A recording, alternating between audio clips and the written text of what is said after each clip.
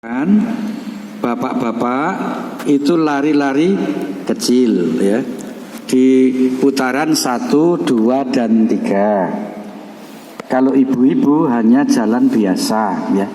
Tetapi kalau memungkinkan, tapi kayaknya umroh saja kemarin berjubel ya, jadi jedel sangat itu mboten saged kalau lari-lari kecil ya nggak apa-apa sambil jalan ya. Cuma tuntunannya memang kalau bisa itu sambil lari-lari kecil. Tapi lari piye wong saking gedele kados pasar malam niku nggih. Saking gedele mboten saged mlayu. Nah, jadi ini dilantunkan selama kita mengitari atau bertawaf mengelilingi Ka'bah. Tapi nanti kalau sudah sampai di Rukun Yamani ya, di Rukun Yamani itu pojok mugi-mugi jenengan sedaya mangke mboten bingung ya. Nek bingung nggih dira-ira kemawon nggih. Nek Hajar Aswad niku teng mriko niku pundi nggih? Tenggara nggih. Dulwetan nggih. Dulwetan nggih. Jur mangke nek pun tekan nggen napa niku Rukun Yamani niki sik diwaca ya. Rukun Yamani niku barat daya Dul Kulon niku sik diwaca niki Robbana. Oh bareng-bareng. Robbana atina fid dunya hasanah wa fil akhirati hasanah wa qina adzabannar. Terus Rabbana atina fid dunya hasanah wa fil akhirati hasanah wa qina adzabannar. Sekali lagi, Rabbana atina fid dunya hasanah wa fil akhirati hasanah wa qina adzabannar ya. Jadi nanti Bapak Ibu untuk membantu supaya tepat penghitungannya itu memakai karet gelang itu Bapak Ibu ya. Jadi karet gelang jumlahnya 7 ya. Misalkan tadi ditaruh yang di kiri dulu ya. Mubeng ya, dari Hajar Aswad sampai ke Hajar Aswad lagi, baru kita pindah ya, yang satu ke tangan yang kanan. Nah jadi nanti kalau sudah 7 itu habis ya, yang tadi ditaruh di kiri itu sudah habis, berarti sudah 7 kali ya. Tapi pakai tasbih juga bisa ya. Pakai yang di pecet-pecet itu tasbih itu juga bisa ya. Tapi yang paling sederhana murah itu pakai karet ya. Jadi nanti biar tepat ya, tidak ada keraguan. Kalau kita mengitari Ka'bah dari Hajar Aswad sampai ke Rukun Yamani, yang kita baca yaitu, tapi juga bisa diselingi dengan doa-doa yang mungkin Bapak Ibu sudah menyiapkan, karena itu tempat yang paling mustajab untuk berdoa ya, monggo sambil diselingi yang lain. Tetapi kalau sudah Rukun Yamani sampai ke Hajar Aswad itu doanya Robbana atina itu. Kemudian yang bawahnya, ketika kita sudah selesai ya, tawaf ya. Kalau bapak-bapak ini ketika tawaf, pundaknya yang kanan ini dibuka ya, di ridaknya itu ya, kain ihram yang atas itu dikalungkan gitu sehingga kelihatan pundaknya ya. Ning nek pun rampung ping 7 terus dikerukuke malih. Nah ibu-ibu sama saja, nggak ada perbedaan ya. Nah sambil dikerupukkan lagi ya ridaknya tadi, lalu kita membaca ini wattakhidhu mimma qami Ibrahim musalla. Moga bareng-bareng. Wattakhidhu mimma qami Ibrahim musalla. Lagi. Wattakhidhu mimma qami Ibrahim musalla. Sekali lagi. Wattakhidhu mimma qami Ibrahim musalla. Nah, itu sambil berjalan menuju ke belakang makom Ibrahim, ya. Sebelah timurnya kalau tidak bingung, karena makom Ibrahim itu di timurnya Ka'bah, ya. Nah, di belakangnya itu ya orang itu tepat banget ya. Nek kon tepat banget ya mboten iso wong saking dedele menungso, ya. Suatu ngupai sing do melaksanakan tawaf ya di iro-iro di belakang makom Ibrahim. Lalu kita nanti melaksanakan sholat 2 rakaat, ya. Sholat apa ya? Sholat ba'da tawaf namanya, ya. Sholat ba'da. Gimana? Sholat sunnah, ya. Di mana? Di mana ya? Di belakang makom Ibrahim itu. Iya. Ya nanti bisa dilihat gambarnya, ya. Ya. Kemudian sholatnya sudah selesai sendiri-sendiri, ya, tidak berjamaah. Ya di belakang makom Ibrahim, tapi di iro-iro ya tetap menghadap Ka'bah, ya. Tetap menghadap Ka'bah. Ya. Nah kemudian setelah sholat selesai, ya, kemudian ke belakang untuk menuju ke keran-keran air Zam-Zam itu, ke galon-galon itu, ya, itu untuk minum air Zam-Zam.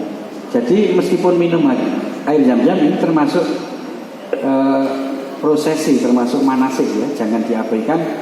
Ada yang mengatakan, wah aku rangla ya rasa ngombe air Zam-Zam. Ya, jangan, ya, karena ini memang urutan, ya. Urutannya seperti itu, ya. Jangan terus tidak minum air Zam-Zam. Ke belakang minum air Zam-Zam dengan cara menghadap kiblat, tarik nafas 3 kali, kemudian berdoa. Doanya buka bareng-bareng. Allahumma inni as'aluka ilman nafi'a wa rizqan wasi'a wa shifaan min kulli da'. Sekali lagi. Allahumma inni as'aluka ilman nafi'a wa rizqan wasi'a wa shifaan min kulli da'. Sampai itu dulu, ya, karena waktu. Besok dilanjut setiap sebelum materi ini untuk melafalkan doa-doa terlebih dahulu, ya. Monggo Bu Narti pun ya, Bu Narti selaku MC, ya. Monggo Bu, ya. Dari kami cukupkan sekian, akan dilanjut nanti materi oleh beliau Bapak Profesor Dr. Haji Sukamta, ya, untuk menyampaikan materi apa nih Pak? Filosofi. Ya, monggo Bu Narti, dari kami cuma sekian. Akhirul kalam, wabillahi taufiq wal hidayah.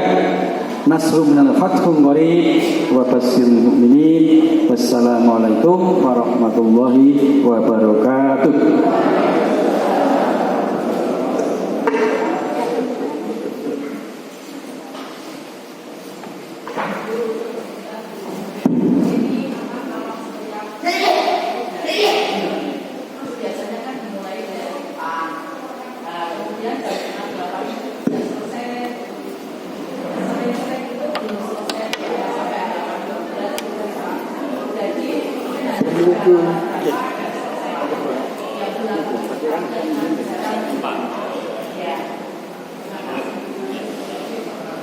Terima kasih Bu masukannya.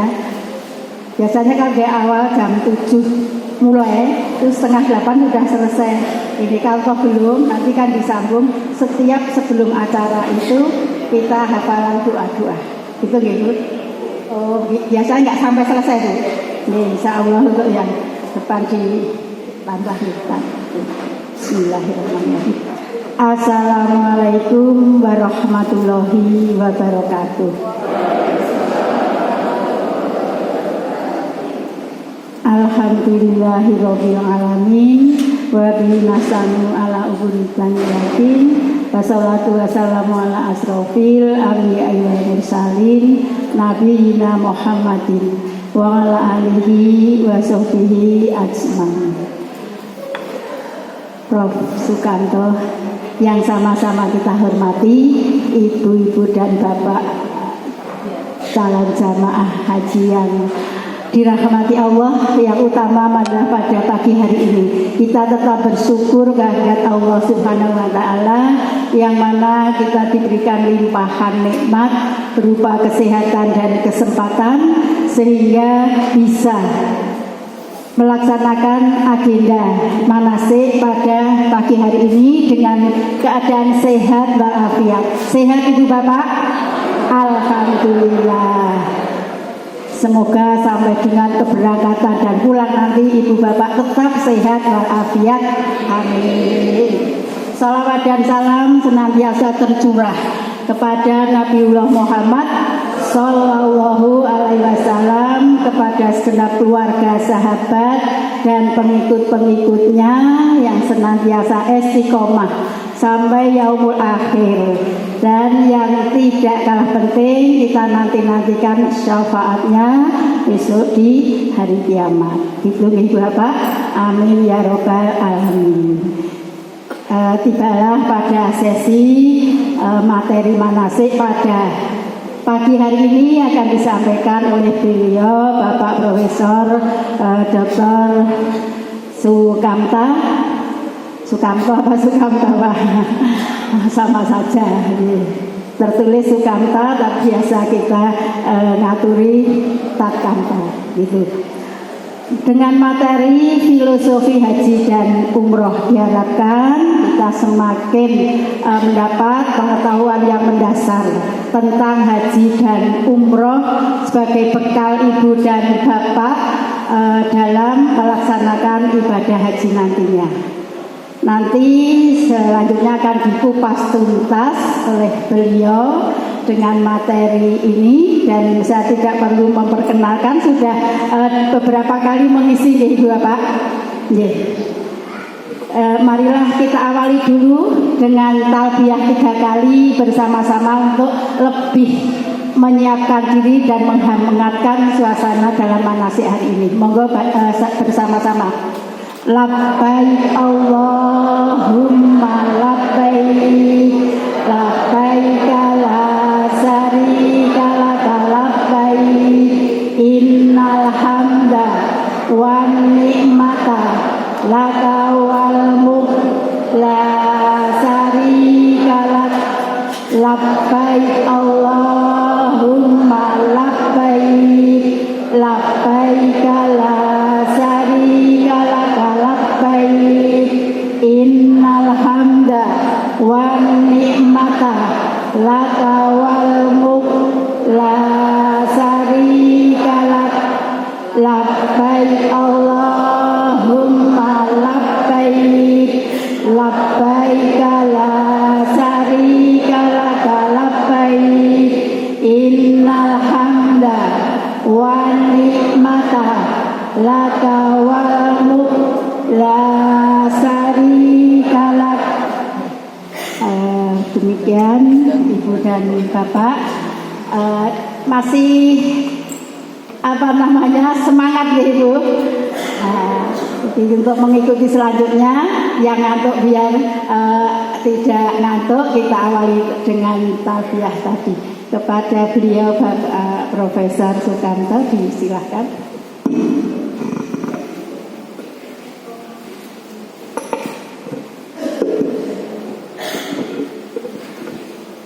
Bismillahirrahmanirrahim. Assalamualaikum warahmatullahi wabarakatuh. Alhamdulillahirabbil alamin. Arsala rasulahu bil huda wa dinil haqq liyudhhirahu 'ala dini kullih wa kafa billahi syahida. Asyhadu an la ilaha illallah wa asyhadu anna Muhammadan abduhu wa rasuluh. Allahumma salli wa sallim wa barik ala nabiyyina Muhammadin sallallahu alaihi wasallam wa ala alihi wa ashabihi wa man tabi'ahum bi ihsanin ila yaumiddin, amma ba'du. Bapak dan Ibu semua jamaah haji 2025 rahimakumullah. Puji dan syukur bagi Allah Subhanahu wa ta'ala atas seluruh karunia-Nya. Salam dan selawat untuk baginda Rasulullah sallallahu alaihi wasallam. Hari ini kita akan belajar bersama ya Bapak Ibu sekalian dalam waktu kurang lebih 1 jam ya Bapak Ibu ya. Sekarang pukul 7.38 jam saya ini. Nanti kita maksimum berakhir pukul 9. Jadi Bapak Ibu yang punya agenda untuk jagung manten masih bisa. Nah, judulnya adalah filosofi haji. Ya otomatis dalam haji itu ada umrah. Maka kalau kita membicarakan filosofi haji, otomatis kita membicarakan filosofi umrah. Filosofi itu artinya hal-hal yang sifatnya sangat mendasar. Dan kalau perlu menyentuh pada hakikat makna yang tersembunyi dari perjalanan ibadah haji. Apa itu haji? Haji adalah rukun Islam yang kelima. Nah, itu jawaban paling gampang ya Bapak dan Ibu ya. Nah, definisi lain apa itu haji? Haji adalah mendatangi rumah Allah dengan sengaja al-qasdu, menunaikan rukun-rukunnya, yaitu mulai dari niat berhaji dalam keadaan ihram, yang kedua wukuf, yang ketiga tawaf, yang keempat sa'i, kelima tahallul, 6 tertib. Itulah namanya haji. Jadi kalau tidak 6 ini maka namanya bukan haji. Apa itu umrah? Umrah adalah mendatangi rumah Allah, sama, mendatangi Ka'bah, mendatangi rumah Allah dengan ihram, dengan niatan umrah dalam keadaan berihram. Yang kedua tawaf, yang ketiga sa'i, yang keempat tahallul, yang kelima tertib. Nah, jadi selisihnya cuma 1 rukun antara umrah dan haji, yaitu wukuf. Dalam haji ada wukuf, dalam umrah tidak ada wukuf. Karena umrah tidak ada wukuf, maka dapat dilaksanakan kapan saja, bulannya apa saja, harinya apa saja, jamnya jam berapa saja, 24 jam itu bisa umrah. Tapi kalau haji setahun hanya 1 kali. Kapan wukuf? Tanggal 9 Zulhijjah. 9 Zulhijjah, waktu yang ditetapkan oleh Kerajaan Saudi Arabia. Nah, karena tanggal 9 nanti bisa jadi beda-beda. Nah, tapi yang digunakan adalah tanggal 9 yang ditetapkan oleh Kerajaan Saudi Arabia, di mana dia akan membuat kalender, membuat ketetapan tanggal 9 itu yang digunakan untuk prosesi wukuf. Bapak dan Ibu, bisa jadi di sana tanggal 9, di sini masih tanggal 8, atau di sana tanggal 9, di sini sudah tanggal 10. Tidak masalah Bapak Ibu. Yang penting Bapak Ibu mengikuti tanggal waktu yang ditetapkan oleh Kerajaan Saudi. Karena Bapak Ibu nanti sedang berada di tempat tersebut, maka mengikuti waktu lokal yang sedang berlaku di sana. Ya Bapak Ibu ya. Nah, judul atau topik kita pagi ini tentang filosofinya, tidak sedang membahas mengenai syariatnya ya. Nah, maka nanti kita diskusikan yang utama filosofinya, nanti mungkin dia tetap akan menyentuh dari sisi syariatnya ya Bapak dan Ibu sekalian. Ini potongan dari hadis Nabi yang lengkapnya berbunyi an Abu Hurairah radhiyallahu anhu qala Rasulullah sallallahu alaihi wasallam al-umratu ilal umrati kafaratul lima bainahuma wal hajjul mabrur laisa lahu jazaa illal jannah. Pripun niku? kedawan gitu. Nah, dari Abu Hurairah, artinya moga-moga Allah meridhoinya. Nah, ya, radhiyallahu anhu itu mudah-mudahan Allah ridho kepadanya. Kalau Rasulullah SAW berkatalah Nabi kita Muhammad SAW, al-umratu ilal umrati, dari umrah yang pertama ke umrah yang berikutnya, kafaratul lima bainahuma, menutupi, menghapus dosa-dosa di antaranya.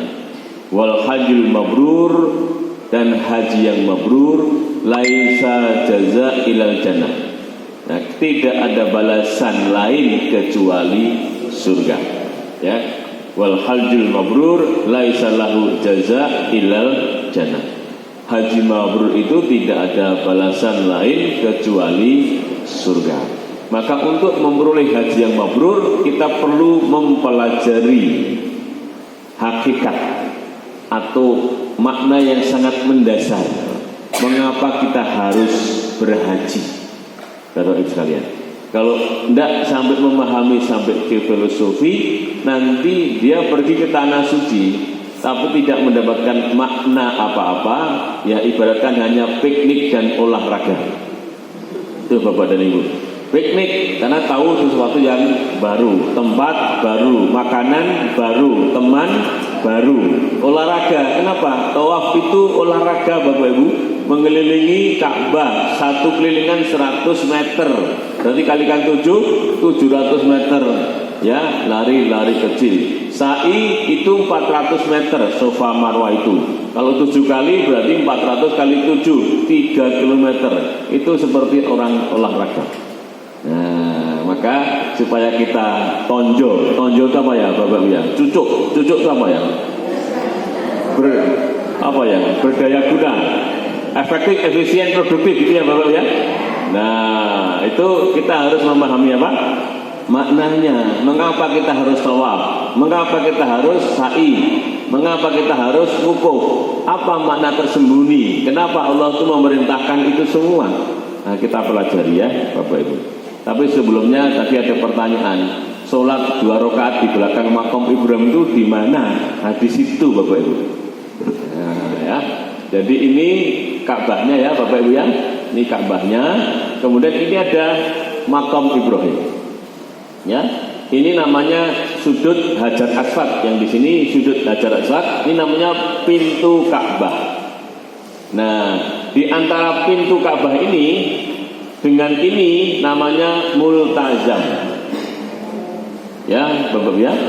Nah, ini jadi hanya sudut ini sampai sini. Ini panjangnya kurang lebih hanya 1,5 meter. Ya. Nah, dari sini ini tarik ke belakang, itu namanya multazam. Tapi yang makna sebenarnya disebut multazam itu ya dinding ini, tembok Ka'bah ini. Tembok Ka'bah antara Hajar Aswad, sudut Hajar Aswad dengan sisi paling kiri pintu Ka'bah. Itu namanya multazam. Dari kata iltazam. Ya, Bapak Ibu sekalian, itu artinya orang yang menempelkan. Multazam itu artinya tempat menempel. Siapa yang menempel? Orang. Waktu itu ada seseorang yang dikejar karena melakukan kesalahan, dikejar oleh musuhnya. Kemudian dia takut masuk ke Ka'bah, kemudian menempelkan badannya di tempat ini. Nah, caranya nempelnya gimana? Nempelkannya caranya adalah tangannya nempel semua di dinding, kemudian dadanya nempel di dinding, pipinya ini Bapak Ibu, ya, pipi yang kanan ya, ini nempel di sini. Itu namanya menempelkan tubuhnya ke dinding Ka'bah. Nah, tempat nempel itu namanya multazam. Itu Bapak Ibu. Nah, oleh para ulama sekarang diperluas maknanya. Bukan hanya dinding itu, tapi ya area dinding itu ke belakang. Itu namanya area multazam. Nah, tempat yang paling afdol untuk berdoa ya di situ itu maksudnya. Maka nanti semua orang akan berlomba-lomba menuju ke tempat itu untuk menempelkan tubuhnya dan berdoa. Nah, ibu-ibu nggak usah rebutan ya.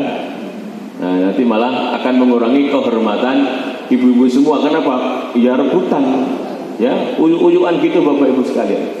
Nah, ya namanya multazam, ya itu ya Bapak dan Ibu sekalian. Nah, tempatnya makam Ibrahim di sini, sholatnya di mana? Di belakangnya, itu ya. Nah, tapi menghadapnya bukan menghadap makam Ibrahim, menghadapnya Ka'bah. Nah, ini makom itu bukan makam, Bapak ya.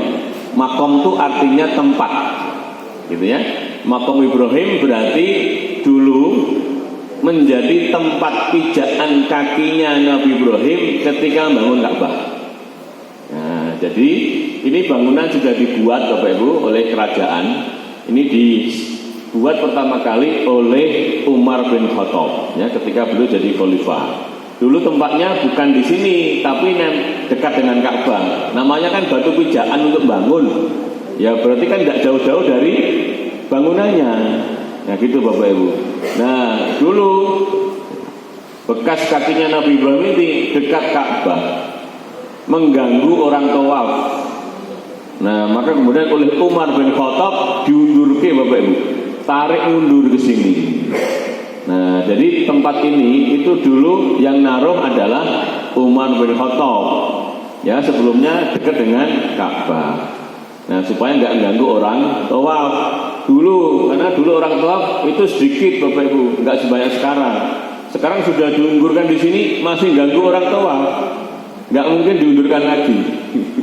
Ya sudah, berarti orang tawaf nanti akan ya terbelah dengan ini. Nanti ada yang di sebelah dalam, ada yang di sebelah luar sini. Itu Bapak Ibu sekalian ya. Itu namanya makom Ibrahim. Nah, sholat 2 rakaat itu di belakangnya makom Ibrahim tersebut. Ya, di sebelah sini. Bolehkah sholatnya di sana? Boleh, tapi tidak bisa. Nanti ketendang orang yang tawaf. Ya. Sunnahnya justru di belakangnya. Itu artinya supaya tidak mengganggu orang tawaf. Nah, maka nanti cari tempat yang kosong di area ini, sholatnya sendiri-sendiri, namanya munfarid, ya, menghadapnya ke Ka'bah. Jelas ya Bapak Ibu? Oke, jelas. Yang penting Bapak Ibu tuh jelas ketika mendengarkan penjelasan saya. Nah, nanti sampai ke rumah lupa lagi nggak apa-apa. Ya, karena sudah sesuai dengan hasil penelitian. Yang peneliti namanya Profesor Mailer. Nah, ini dipublikasikan dalam sebuah bukunya Bapak Ibu. Ya, beliau meneliti kalau ada proses pembelajaran, perkuliahan, pengajian yang ceramah itu hanya pakai tayangan begini sambil ngomong. Ada tayangan ngomong, tayangan ngomong. Kemudian Bapak Ibu mendengarkan dengan konsentrasi 100%. Melihat tayangan konsentrasi 100%, maksimum yang ditangkap 30%. Jadi nanti kalau ada 10 slide yang ditangkap berapa? 3. Itu ketika dalam ruangan. Nanti ke parkiran tinggal 2, perjalanan tinggal 1 sampai rumah. Nah, maka bahan ini saya bagi pada Bapak Ibu. Ya, nah nanti saya share di grup setelah pengajian ini Bapak Ibu. Ya, ini nggak usah khawatir, tuh ya. Oke Bapak Ibu, maka rumusnya gampang belajar itu Bapak Ibu, namanya 3T aja. Apa 3T itu? Mengerti, menepati, mengikuti. Nah, 3 itu Bapak Ibu. Nah, apa gunanya ngerti? Kalau nggak mau mengerti, jadi orang tahu belum tentu mau mengerti loh Bapak Ibu ya. Ya, jika harus mau mengerti. Yang kedua mau menepati. Itu. Yang ketiga mau mengikuti. Apa gunanya kita udah belajar sunnah, udah belajar ilmu haji, udah belajar ilmu umrah, manasik umrah, tapi tidak mau mengikuti. Nah, maka rumusnya cuma 3 itu. Apa tadi? Wah, masih 100% karena masih dalam ruangan ya. Mengerti, menepati, mengikuti. Dah, rumus ngaji itu cuma 3 itu Bapak Ibu ya. Nah, dan kita ini Bapak Ibu sedang menuju kepada Allah Subhanahu wa ta'ala. Maka setiap perjalanan kita pasti punya tujuan. Tujuannya siapa? Allah Subhanahu wa ta'ala. Semua aktivitas kita ini kalau bisa kita pandu, seluruhnya punya tujuan yang sama dan satu, yaitu Allah Subhanahu wa ta'ala, untuk mencari keridhoannya. Maka kita berjalan menuju ke Allah Subhanahu wa ta'ala, insya Allah akan mengantarkan kita ini pada situasi yang nyaman, Bapak dan Ibu sekalian. Ya, kalau tujuan kita itu Allah Subhanahu wa ta'ala. Ya. Nah, maka Bapak Ibu sekalian, ini ilustrasi saja ya. Haji itu adalah hakikatnya perjalanan menuju surga. Apalagi tadi hadisnya sudah saya baca ya. Potongan hadisnya, wal hajjul mabrur laisa lahu jaza ilal jannah. Haji yang mabrur itu hadiahnya surga.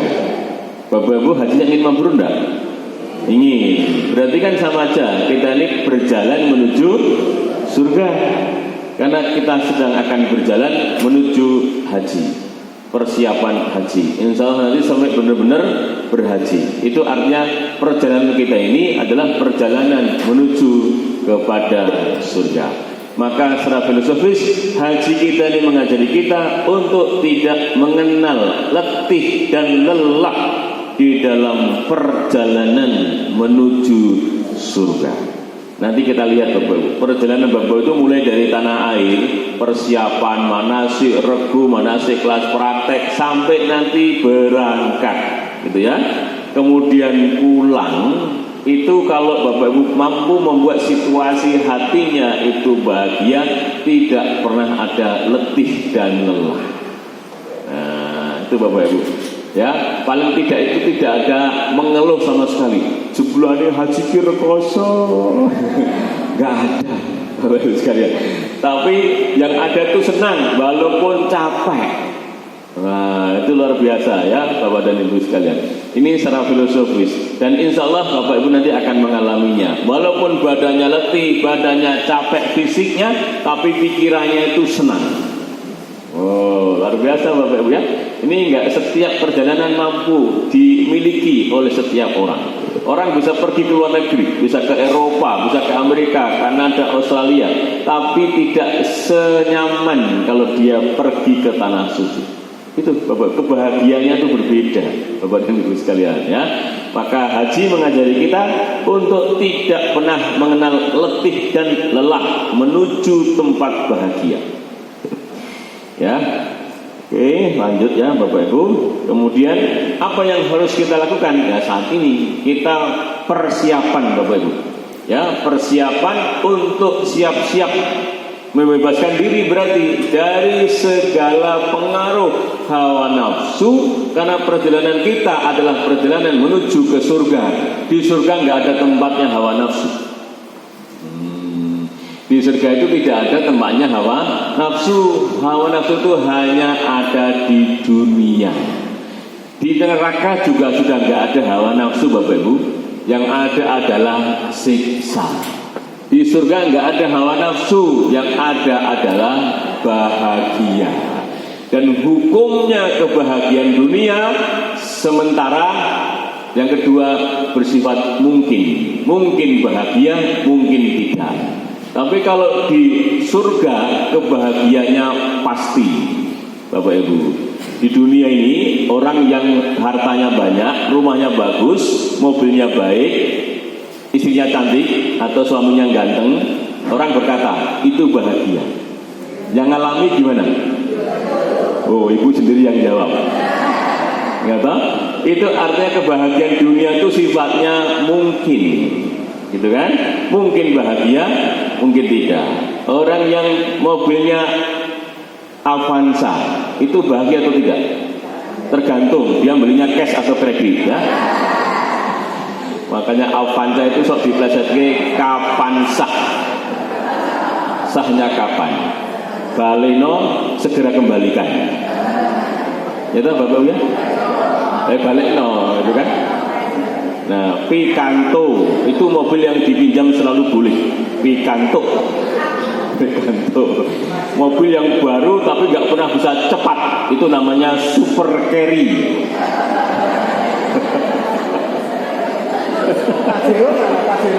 Pajero, panas jogo jero. Pokoknya kalau di dunia itu cuma mungkin ya, Bapak Ibu ya, mungkin bahagia, mungkin tidak. Nah, dan sementara kan gitu Bapak Ibu ya, sepanjang-panjangnya umur berapa? Ya 80 tahun, ya 90 tahun, 100 tahun, gitu kan Bapak Ibu. Sekarang ini hampir nggak ada lagi yang sampai ke angka 100 tahun, hampir nggak ada. Ya, itu artinya sementara pada 100 tahun di dunia hanya akan sama dengan 1/10 hari di akhirat. Quran surat Al-Had ayat 47. Wa inna yauma 'inda rabbika ka sanatin mimma ta'udun. Ya. Nah, jadi satu harinya di akhirat itu, di depan Tuhan itu sama dengan 1000 tahun menurut perhitungan dunia. Jadi kalau 100 tahun berarti 1/10 hari. Kalau satu hari 24 jam berarti 100 tahun sama dengan 1/10 kali 24. Ketemunya 2,4 jam. Nah, kalau kita hidupnya cuma 70 tahun berarti sama dengan 1,5 jam di akhirat, Bapak dan Ibu. Nah, ampun nesu Mas. Wah, nggih. Ngaten nggih. Itu Bapak dan Ibu sekalian. Nggih. Nah, niki kan nggih atas kabeh. Nggih. Mboten niku mboten kanggo, Pak Seno. Mboten kanggo. Sing niku mboten kanggo, sing jenengan cepeng mang seleke. Pun nggih, pun beres. Niki pun ngangge sing putih. Nggih. Oh, masalah niki mawon. Mergone mau tau mati. Nah, ngeten. Nggih, ora dideret to, mati sedelet urip meneh. Nggih sekedap sabar. Jen kuncine niku sabar. Niku nggih pun nonton teng Quran nggih. Istainu bisabri wassalah. Nek pengen sukses rumusnya loro. Siji sabar, loro doa. Ngoten dadi rumusnya mung loro. Pokoke berbagai masalah niku rumusnya loro. Siji sabar, loro doa. Pun to, masalah napa mawon rumusnya loro niku. Wong niki rumus sing dienggo Kanjeng Nabi, dadi pasti bener Bapak Ibu. Jadi Kanjeng Nabi itu nek pusing ruwet ngoten pikirane niku rumusnya loro, siji sabar, lus-lus dodo ngoten iki. Ngoten ana wong muring-muring Abu Jahal kok muring-muring, lus dodo. Ngoten iki Bapak Ibu. Lawan loro ndonga, sing loro tok niku. Nah, mula sukses. Niku mengke pengajian sangat pedal nggih. Ngoncai sabari wasolah. Nggih, siap.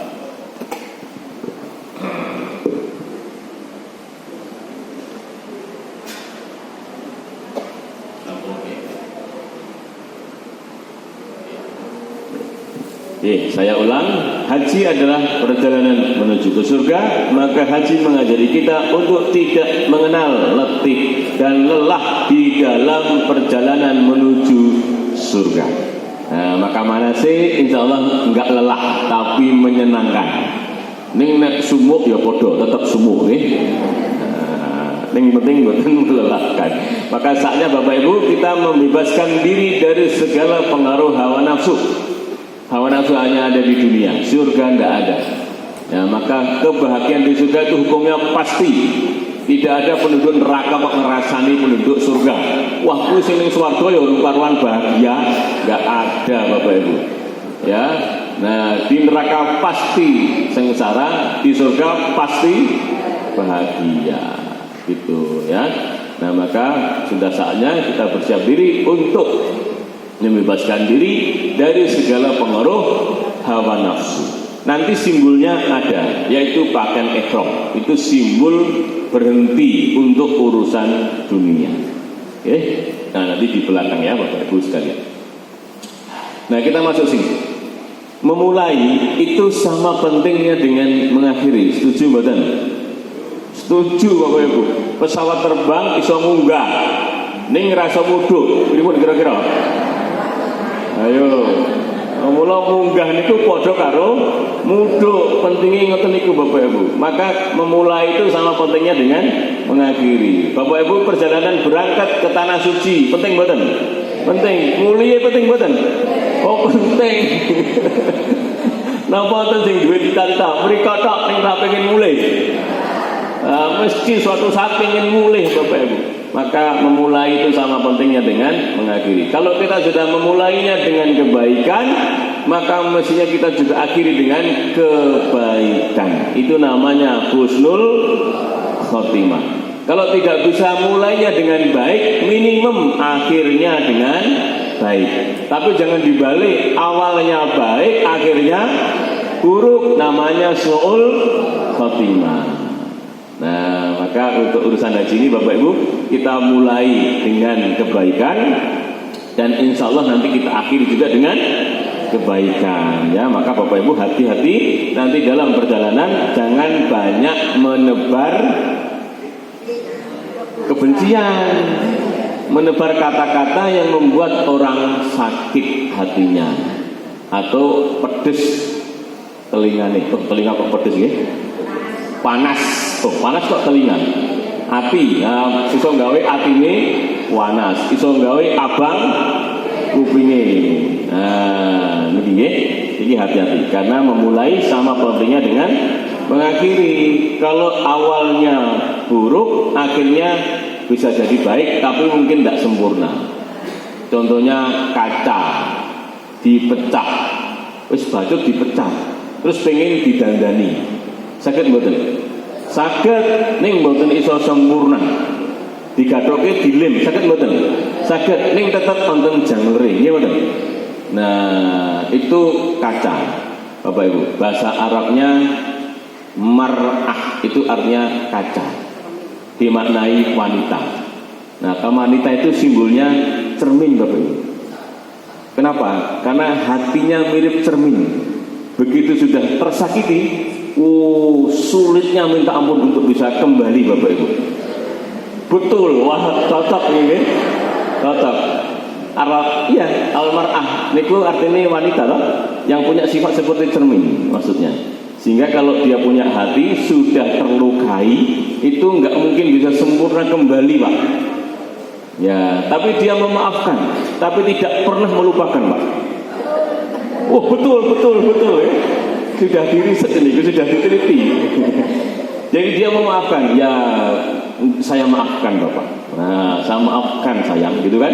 Nah, tapi nanti 10 tahun, 15 tahun itu masih ingat itu Bapak Ibu. Dan masih diungkap lagi.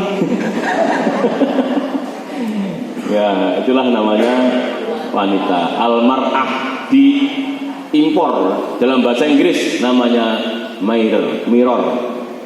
Artinya cermin, ngeten nggih. Lanjut ya Bapak Ibu sekalian. Maka agar ibadah haji kita itu bermanfaat untuk kita, maka gimana caranya? Ya nanti Bapak Ibu kita hidupkan, ya kita hidupkan bekas haji kita itu di dalam kehidupan sehari-hari. Nah, yang saya sampaikan ini poin-poin besarnya dulu, ya bahwa hal yang sangat mendasar dulu. Jadi nanti kalau kita sudah menjalani ibadah haji, kan tentu banyak pelajaran Bapak Ibu. Banyak pelajaran. Nah, pelajaran-pelajaran kita selama nanti berhaji itu kita ambil Bapak Ibu untuk kita terapkan dalam kehidupan sehari-hari gitu. Nah, sehingga kehidupan kita sehari-hari diinfiltrasi, diwarnai gitu dengan bekas haji kita. Itu Bapak Ibu. Nah, itu yang nanti akan bermanfaat untuk hidup kita selanjutnya. Yang itu yang juga akan mengantarkan pada penjagaan kemabruran haji kita. Itu Bapak dan Ibu sekalian. Kok diam semua ini?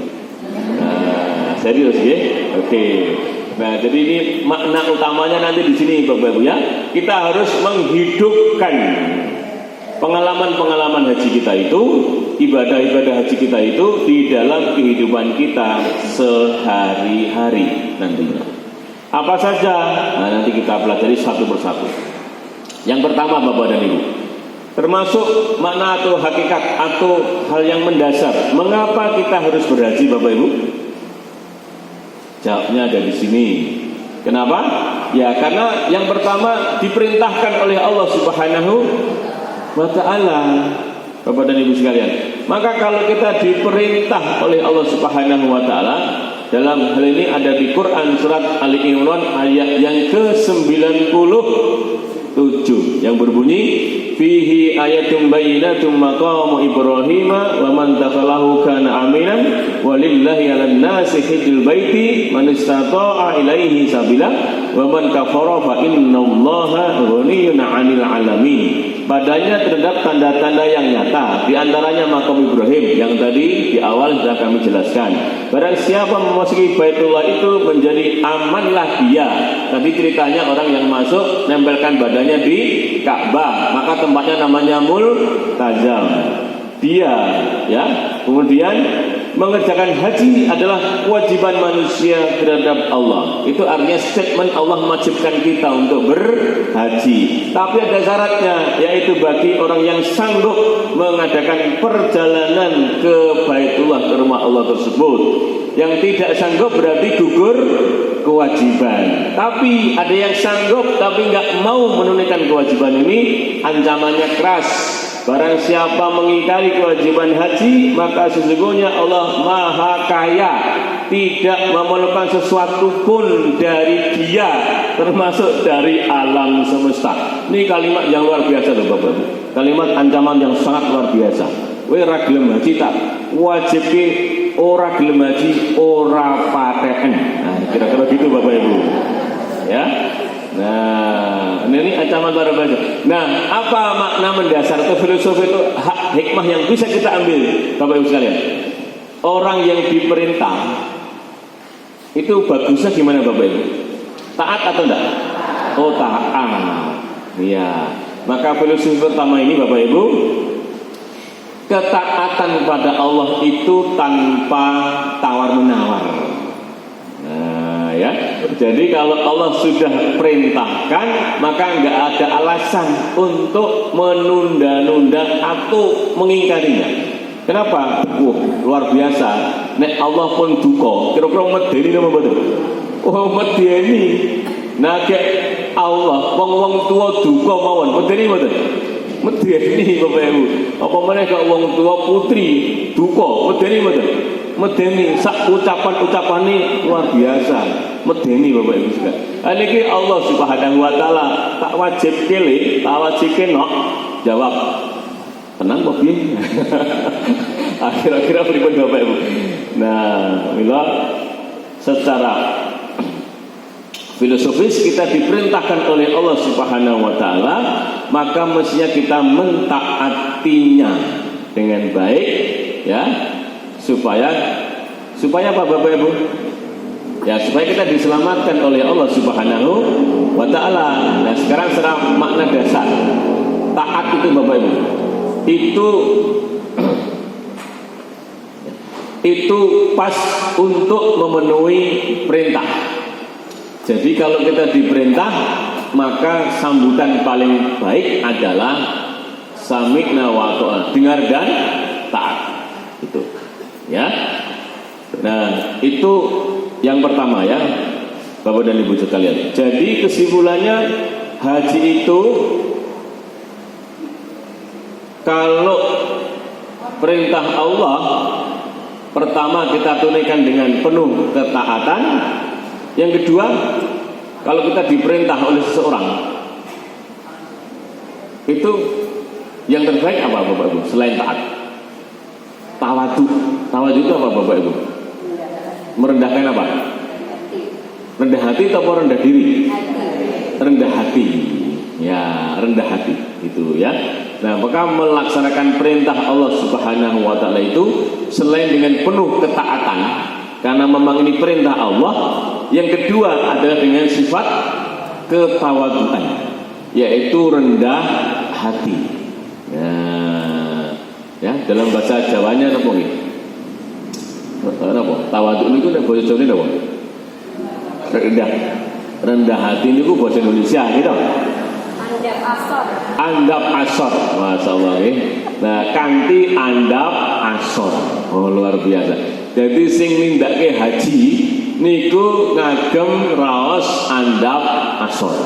Oh, luar biasa. Ya, andap asornya kepada siapa?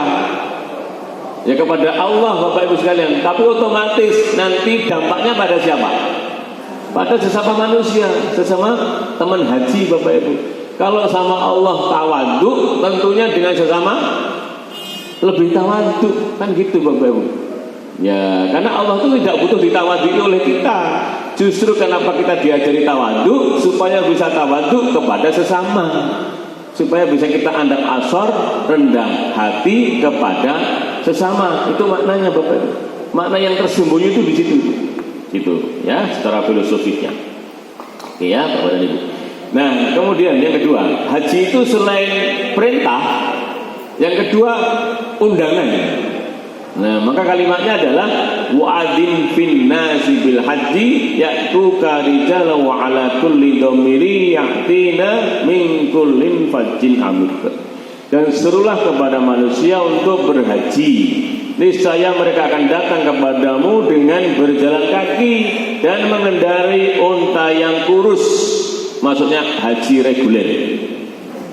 Karena kalau haji bus itu unta gemuk Bapak Ibu ya. Bayarnya untuk larang. Datang dari segenap penjuru dunia. Kata wa'adin winas itu serulah, undanglah. Maka haji itu selain perintah, yang kedua undangan. Nah, mula wonten sing ngendika to, aku rung itu undangan. Larung daftar. Mergo nggih dereng itu undangan. Syaratnya untuk undangan daftar. Ngoten nggih Bapak Ibu. Nah, kalau sifatnya undangan, Bapak Ibu sekalian, kalau kita diundang oleh seseorang, kita mendatangi itu enggak? Mendatangi. Kalau kita mendatangi dengan sifat apa? Andap asor lagi. Ya tahu Bapak Ibu ya? Iya, kita mendatangi undangan, ya, menghadiri undangan itu sikapnya adalah sikap rendah hati, bukan datang dengan penuh kesombongan. Ya, tapi datangnya dengan penuh sifat rendah hati, andap asor. Itu Bapak dan Ibu. Ya, maka makna dari pelajaran pertama ya, kenapa kita harus berhaji? Karena Allah ingin ngajari kita supaya kita ini punya sifat taat kepada Sang Pencipta. Yang kedua punya sifat rendah hati kepada sesama. Tuh Bapak dan Ibu. Nah ini nggak mudah, tapi mudah diomongkan. Nah, kudu andap asor ya, nggih, pelajarane gampang. Ning mungkin nek pun dugi gawene rung karuan saged Bapak Ibu. Mula kudu dilatih 40 dina. Nggih menika haji niku ngelatih rendah hati kita kepada orang lain. Apalagi di Indonesianya, di tanah airnya punya jabatan tinggi, kepala dinas, kepala sekolah, Pak Lurah, Pak Camat. Niku teng Indonesia duwe anak buah napa mboten? Terus nek dua anak buah, gawane perintah napa diperintah? Nah, mungkin teng mriku sak gowo-gowo, dikirane sing dadi camat. Dikirane sing dadi rektor, wakil rektor, terus perintah-perintah koncone, Bapak Ibu sekalian ya. Nah, niki dimut-imut nggih, sing kulino perintah-perintah dimut-imut. Nek sing kulino diperintah malah untung. Wis biasa diperintah ning Indonesia biasa. Ning kono diperintah koncone wis biasa. Dari rasa latih Bapak Ibu. Nah, ning nek sing teng mriki, sing teng Indonesia niku kulino perintah. Lah ning kono kok diperintah karo sing Indonesiane dodol mie ayam. Ning Indonesia dodol mie ayam. Ning kene sing Indonesia dadi camat. Ngoten to? Ning kono diperintah-perintah. Pak, tolong jibuke kathokku. Nah, niki sudah dadi masalah Bapak Ibu. Nah, mula niki secara hakikat, secara filosofis ya, haji itu ngajari kita tuh persamaan derajat, sifat tawadhu kepada semua orang, tidak melihat derajat ketika di dunianya. Nanti nyambung ketika kita bicara ikram Bapak Ibu. Oke. Jadi Bapak Ibu, makna yang pertama kedua tadi, pertama taat, kedua tawadhu. Itu ya, Bapak dan Ibu sekalian. Oke, masuk ke rukun haji. Satu, ihram, Bapak Ibu. Ihram itu artinya apa? Ihram itu berasal dari kata ahrama yufrimu ihraman. Nah, hadir bersama kita di belakang Ustadz Dr. Uki Sukiman. Ini dosen UIN program studi bahasa Arab. Nah, ini guru saya. Kalau di PCM Ngaglik, Bapak beliau ngajar tafsir Quran dan hadis. Bahasa Arabnya luar biasa. Insya Allah nanti akan menemani Bapak Ibu berhaji tahun 2025. Beliau sudah pernah berhaji ketika sekolah di Al-Azhar Mesir. Beliau alumni Al-Azhar Mesir, ya. Nah, calon guru besar. Tapi ingat, besok di sana juga diperintah-perintah aja nggak apa-apa, Bapak ya. Untuk menguji ketawaduan beliau, maksudnya ya. Ini teman saya di PCM, Bapak ya. Nah, berarti apa? Berarti masuk pada wilayah atau waktu yang dimuliakan atau masuk wilayah yang diharamkan yang tadinya halal. Itu artinya ihram. Itu ya Bapak dan Ibu sekalian. Nanti makanya mikot itu nanti ada dua. Mikot namanya mikot zamani dan mikot makani. Mikot makani, mikot tempat. Mikot zamani, mikot waktu gitu. Nah, ihram itu kena dua mikot itu. Kena mikot tempat makani dan kena mikot waktu atau mikot zamani gitu ya. Nah, ini makna atau asal dan makna atau arti dari kata ihram, Bapak dan Ibu. Nah, yang berikutnya, sebelum kita melaksanakan ihram itu ada sunah-sunahnya. Ya, jadi ada sunah-sunahnya. Apa sunah untuk berihram? Yang pertama adalah nih Bapak Ibu, ya. Ada potong kuku, ada membersihkan bulu kemaluan, ada mandi besar. Bagian dari apa itu semua? Dari bagian dari filosofis Allah itu ingin ngajari kita, karena Allah itu Maha Suci, maka seluruh hamba yang ingin menghadapnya harus dalam keadaan suci. Nah, maka itu simbol pembersihan diri, baik itu fisik maupun rohani. Itu Bapak Ibu. Maka perjalanan haji ini disebutnya al-rihlah al-muqaddasah, perjalanan yang suci, karena perjalanan menuju ke zat yang maha suci, maka dirinya harus suci. Maka simbolnya kesucian itu adalah membersihkan diri sendiri. Bagaimana simbol membersihkan diri sendiri? Mandi besar. Bagaimana mandi besar? Diawali dengan potong-potong kuku, potong rambut, gitu ya. Kemudian berwudu secara sempurna, kemudian dia mengguyur seluruh tubuhnya. Itu namanya mandi besar. Setelah mandi, sunahnya make wangi-wangian kalau punya. Dulu zamannya Nabi sudah ada parfum. Nabi pun pakai parfum, ya, Bapak dan Ibu sekalian. Nah, parfumnya dikenakan ke tubuh sebelum mengenakan kain ihram. Ya, Bapak dan Ibu ya. Nah, ini ya, bukan ke kain ihramnya. Nah, ya, jadi parfumnya itu disemprotkannya bukan ke kain ihramnya, tapi disemprotkan ke tubuhnya, gitu ya. Nah, ini secara filosofis Bapak Ibu mengingatkan kita, ya, terhadap apa? Terhadap jenazah, Bapak dan Ibu sekalian. Ya, coba kalau ada orang meninggal, apa yang dilakukan oleh orang yang masih hidup? Ya, mensucikan. Ya, Bapak Ibu ya, memandikan, toh, memandikan dengan sempurna. Terakhir diwudui, itu ya Bapak ya. Nah, kemudian disemprot minyak wangi nggak? Semprot minyak wangi sama dengan kita ini. Setelah mandi, sunahnya iya, semprotkan minyak wangi. Kemudian baru ngagem pakaian ihram. Kalau jenazah dibungkus kain mori. Itu kan Bapak Ibu ya? Sama. Setelah dibungkus kain mori, disolatkan. Setelah itu diantar ke kuburan. Orang yang umroh haji sama, mandi besar, semprotkan minyak wangi, lilitkan kain ihram, sholat 2 rakaat, berangkat ke Ka'bah, sama Bapak Ibu. Nah, maka secara filosofis umroh ini sebenarnya perjalanan menuju Allah, gitu Bapak Ibu, menuju ke zat yang maha suci. Maka disebutnya ar-rilah al-muqaddasah. Maka orang yang memahami filosofi ini nanti ketika ngagem pakaian ihram, dia merasa seolah-olah dirinya sudah meninggal, sudah dimandikan oleh sahabatnya, oleh saudaranya, sudah dikafani oleh saudaranya, kemudian sebentar lagi akan menghadap kepada Allah. Maka nanti meneteslah air mata. Ngapa kok netes air mata? Burung siap. Itu Bapak ya, umpama Bapak ya ditanya, itu kira-kira sudah siap meninggal atau belum pada waktu haji nanti itu? Kok gede kabeh? Termasuk sing ngomong gitu siap ya Bapak ya. Ditakok itu terus tahu siap Bapak. Jadi kita itu kalau ditanya, apakah Anda siap meninggal? Mayoritas tidak pernah ada yang menjawab siap, kecuali Nabi dan para sahabat itu. Kalau Nabi dan para sahabat itu kalau ditanya, dalam keadaan selalu siap meninggal Bapak.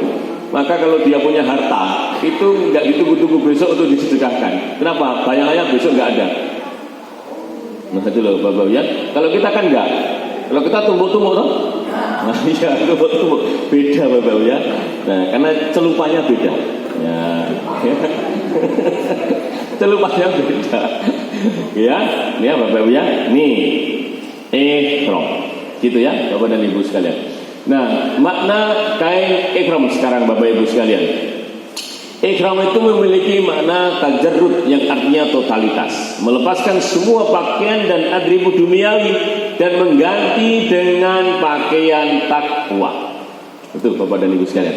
Ihram berarti melepaskan segala kebanggaan terhadap atribut duniawi yang sering melupakan dirinya terhadap Allah dan akhirat, menjadikan sombong diri dari makhluknya, meyakini sebagai tanda cinta dan ridho kepada Allah. Coba di dunia ini Bapak Ibu, yang membuat kita ini agak sombong bangga. Kalau apa? Kalau punya mobil bagus, betul nggak? Oh iya. Dua, punya rumah bagus, punya jabatan tinggi, betul nggak? Iya. Punya baju bagus, sombong nggak kira-kira? Ibu-ibu, coba pakai pakaian yang mahal dengan pakaian yang murah, kira-kira bangga mana? Yang mahal, jujur Ibu ini, jujur ya, gitu Bapak. Maka simbol-simbol itu yang ingin dihilangkan oleh Allah. Kasih pelajaran pada kita. Anda jangan terjebak dengan kebanggaan duniawi, itu maksudnya. Maka pelajarannya ketika semua orang berhaji, berapapun uang yang dia miliki, seberapapun tingkatan jabatan yang dia miliki, ketika sudah berhaji semua ditanggalkan, simbol-simbol pakainya ditinggalkan semua. Yang jenderal bintang 4, bintangnya nggak boleh dibawa untuk haji dan umroh. Betul Bapak Ibu ya? Iya. Yang guru besar, profesornya SK-nya nggak boleh dibawa, itu Bapak Ibu ya. Ya, yang gubernur presiden juga sama, semua ditinggalkan, pakaian kebesarannya ditanggalkan semua, Bapak. Bintang jasanya juga ditinggalkan semua, hanya diganti dengan 2 kain ihram. Oh, ini makna luar biasa loh, Bapak ya. Bahwa semua tadi nggak kepakai untuk urusan akhirat, semua nggak kepakai.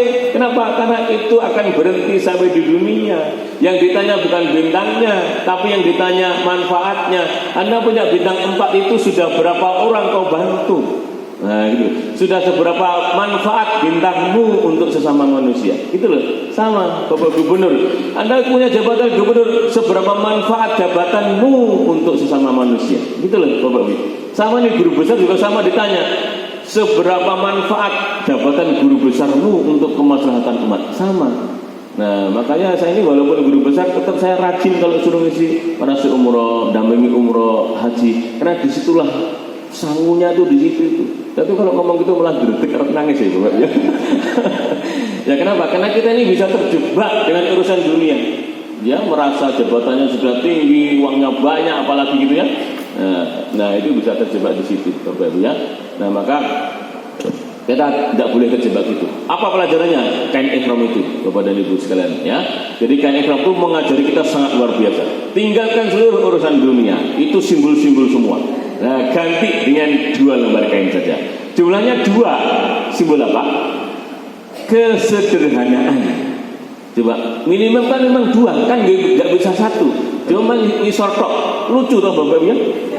Nah, ngisor tok lucu, maka ya 2. Ngisor karo dhuwur itu yang laki-laki. Yang kedua warnanya. Warnanya apa? Putih itu simbol apa? Suci. Luar biasa kan? Nah, kemudian pakaiannya antara satu dengan yang lainnya sama atau beda-beda? Sama. Simbol apa? Persamaan derajat. Nah, yang membedakan apanya? Ya, takwanya. Di situ disimbolkan dengan apa? Disimbolkan dengan ukuran tubuhnya beda-beda. Ya, ukuran tubuhnya beda-beda toh. Ono sing cilik, ono sing gede toh. Nah, itu simbolisasi saja. Bukan berarti yang tubuhnya gede banyak takwanya. Enggak, Bapak Ibu, itu hanya simbol aja.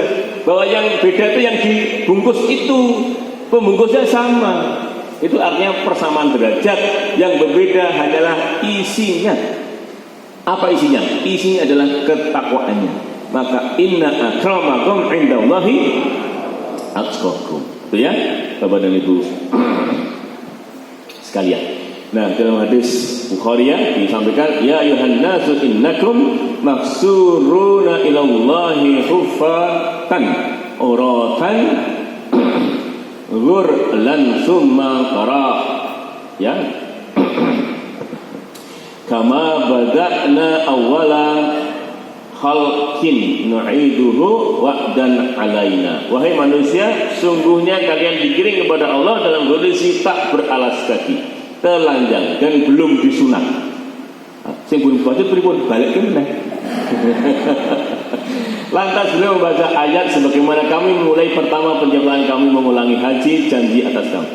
Jadi besok itu Bapak Ibu menurut hadis ini diriwayatkan oleh hadis siapa? Iya, Bukhari. Nama lengkapnya Muhammad bin Ismail Al-Bukhari. Berarti sahih atau tidak? Sahih gitu ya. Nah, bahwa besok kita ini di padang mahsyar digiring, ya, digiring dikumpulin suruh kumpul.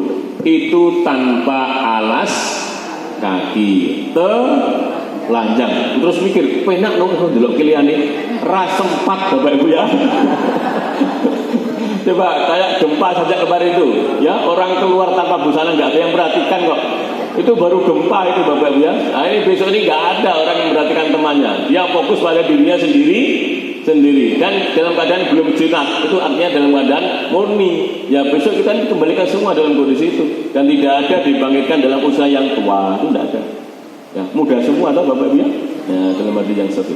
Oke ya, ini ya Bapak Ibu. Jadi ini filosofis. Kenapa kita harus pakai ihram? Ya, maknanya demikian. Nah, nanti cara pakai gitu ya. Kemudian secara syariat nanti kita diskusikan di lain kesempatan. Ini filosofinya saja ya Bapak ya.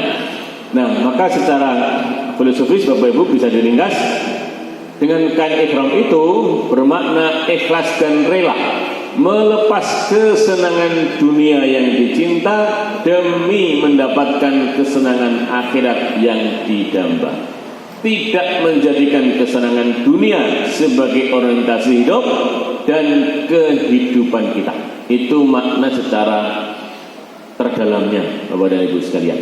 Ya, jadi tidak menjadikan kesenangan dunia sebagai orientasi hidup dan kehidupan kita. Nah, apalagi nanti kalau kita sudah bicara sampai kepada hal-hal yang kita harus hindari selama berihram. Itu semakin menegaskan lagi bahwa kita harus meninggalkan berbagai bentuk kesenangan dunia. Maka simbolnya adalah anak kecil yang masih murni, tidak terkontaminasi oleh permasalahan kesenangan dunia.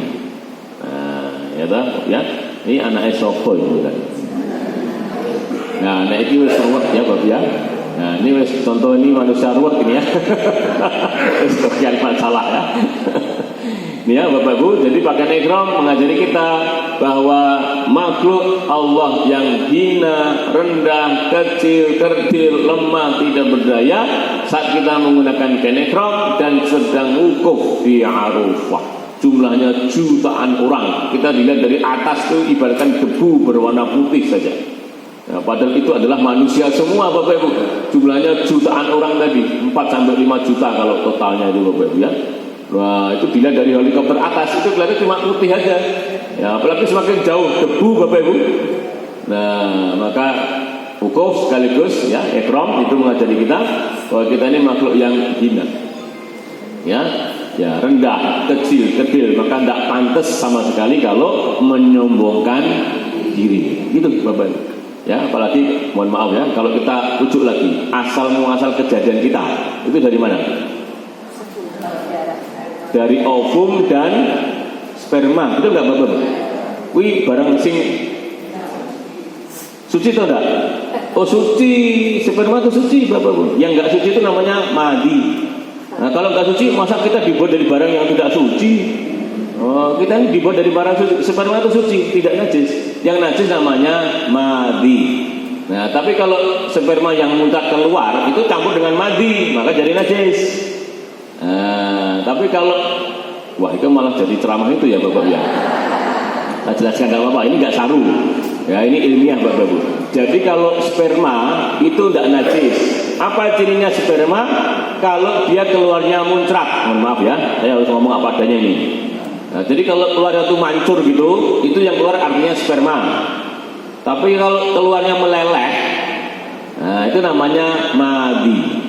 Nah, jadi sebelum ada yang muncrat, itu pasti ada yang keluar lebih dulu, keluar meleleh. Warnanya bening, itu namanya madi, itu yang najis. Tapi kalau yang muncrat, itu enggak bening, itu namanya sperma, warnanya putih butek. Kok menengkabe? Itu namanya sperma, itu enggak najis Bapak Ibu. Nah, apa buktinya salah satu najis? Dulu, ya, Aisyah itu pernah membersihkan itu di kain, tinggal dicutik gitu aja Bapak Ibu. Itu enggak dicuci. Nah, itu artinya tidak najis. Itu ya. Nah, tapi kalau yang keluar dari wanita namanya madi, bukan sperma, najis. Nah, kok malah kajian reproduksi ya? Nah, supaya cetok. Nah, itu artinya Bapak Ibu, itu hina enggak? Suci tapi hina tidak? Hina, nek mboten hina, jenengan wadai cangkir didol pasar, kok mboten?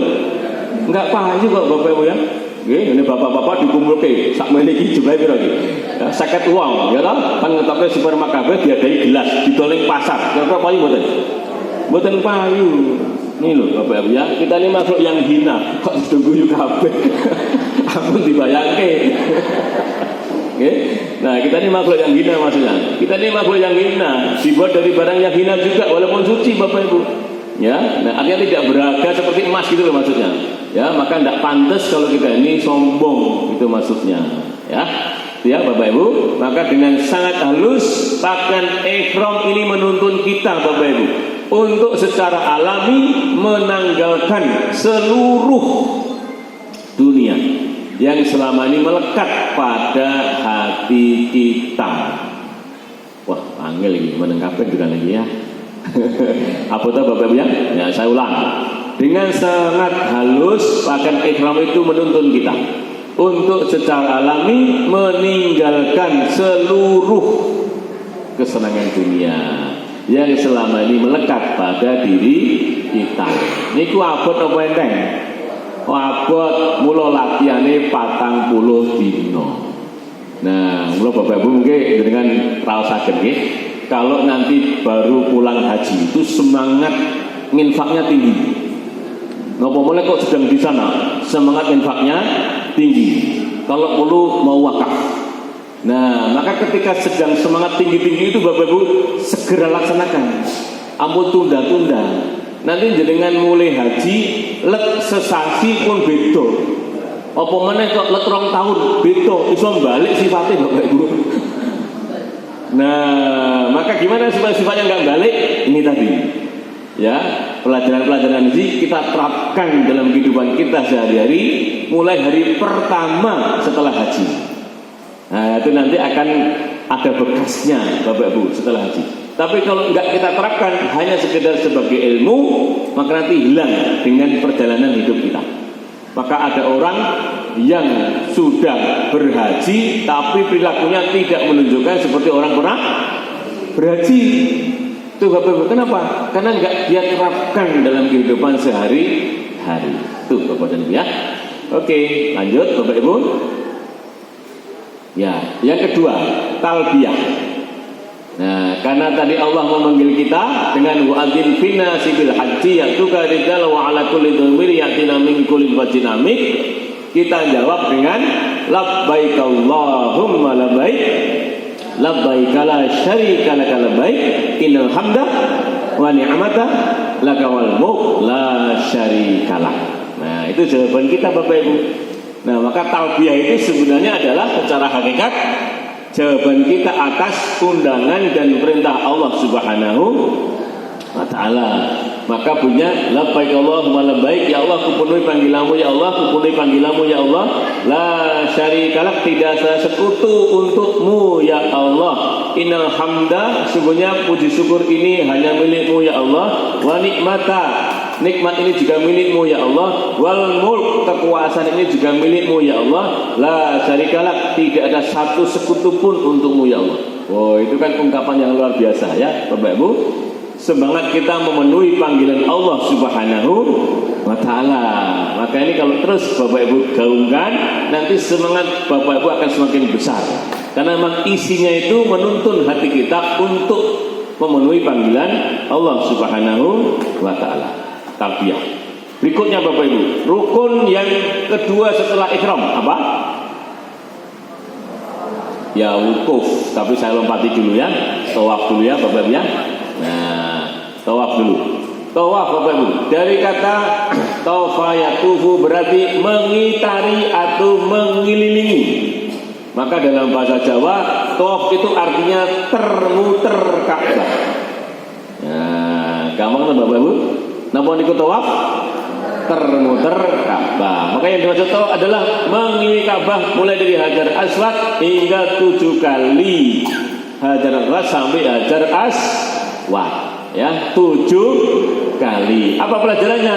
Hendaklah seseorang itu beriman, bertawaf dengan hati, mengikuti orbit ridho Allah Subhanahu wa ta'ala. Ya, semua benda di langit ini berputar Bapak Ibu sekalian. Ya, matahari, bumi berputar, namanya tata surya. Dalam tata surya ada galaksi, dan kita ini hidup di galaksi apa? Bima Sakti. Dan galaksi Bima Sakti itu juga berputar. Wah, ini moco astronomi luar biasa itu Bapak ya. Ya, begitu hebatnya Allah ini. Nah, nanti Bapak Ibu bisa lihat gambar ini. Kalau sedang di Masjidil Haram, nanti naik lantai paling atas. Ya. Kemudian lihat Ka'bah dari atas.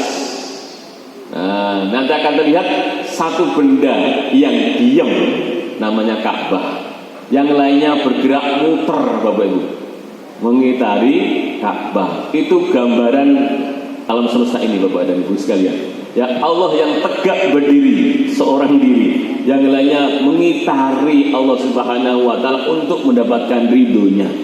Nah, itu maknanya ya Bapak dan Ibu sekalian. Maka tawaf mengajari kita Allah lah sebagai tujuan hidup, ridho dan cintanya.